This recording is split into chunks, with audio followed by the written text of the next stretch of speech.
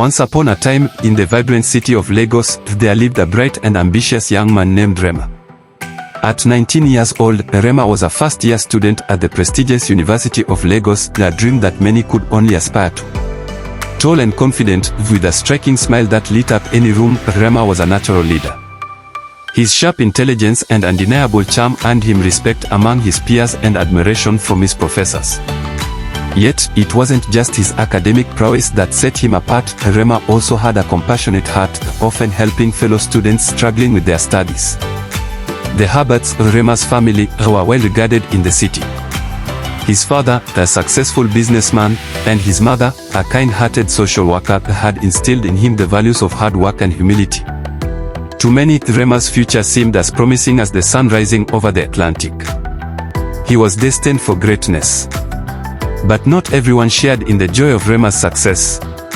In his class was Amina, a quiet yet observant girl whose heart burned with envy. Amina came from a modest background and had always struggled to stand out. While Rema's charm came effortlessly, she felt invisible in his shadow.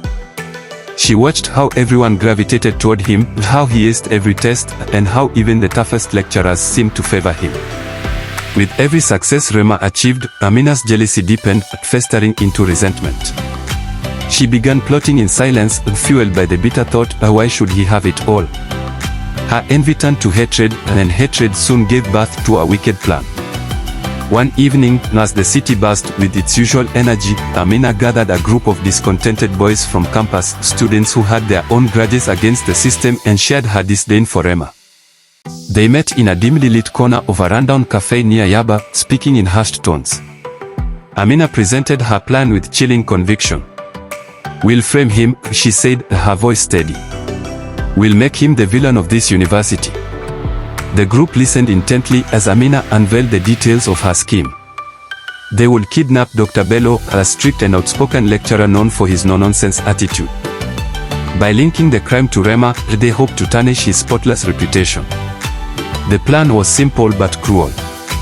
The night of the crime arrived, and tension hung in the air like a storm waiting to break. Dr. Bello, unaware of the danger lurking, left his office late that evening. The group, armed with masks and false courage, ambushed him in the dimly lit parking lot.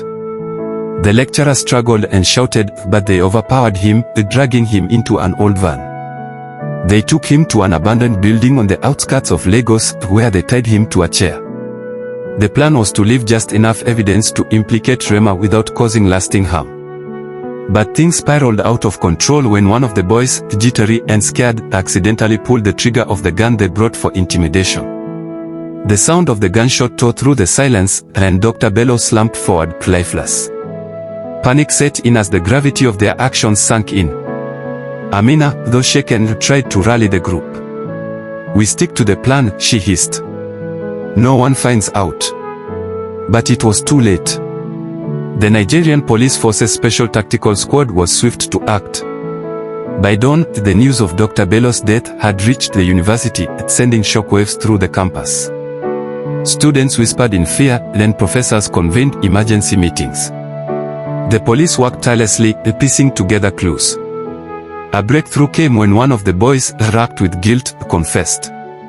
His testimony led to the arrest of Amina and her accomplices. During their interrogation, Amina attempted to link Rema to the crime, but her story quickly fell apart under scrutiny. The investigators found no evidence tying Rema to the plot. As the truth emerged, the university was thrown into turmoil. Parents called the administration in outrage, demanding answers. Rema, meanwhile, was caught in a storm of rumors and accusations. Though innocent, the shadow of suspicion loomed over him. When Amina was finally confronted with the overwhelming evidence against her, she broke down.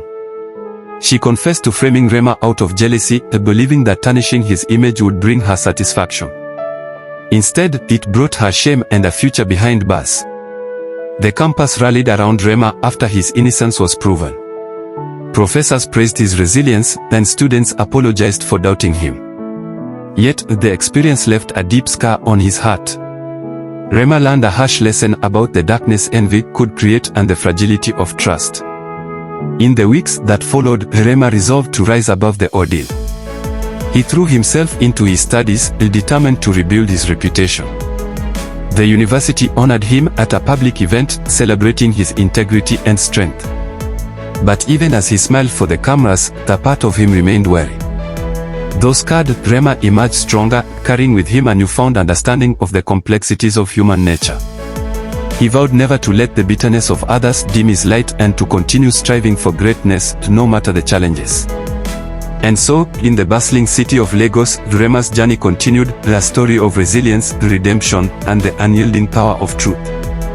Thanks for watching this video. Kindly subscribe to this channel, like this video and drop your comment, and I will see you in my next video. And if you want more content like this, you can search for my channel African Tales on Track.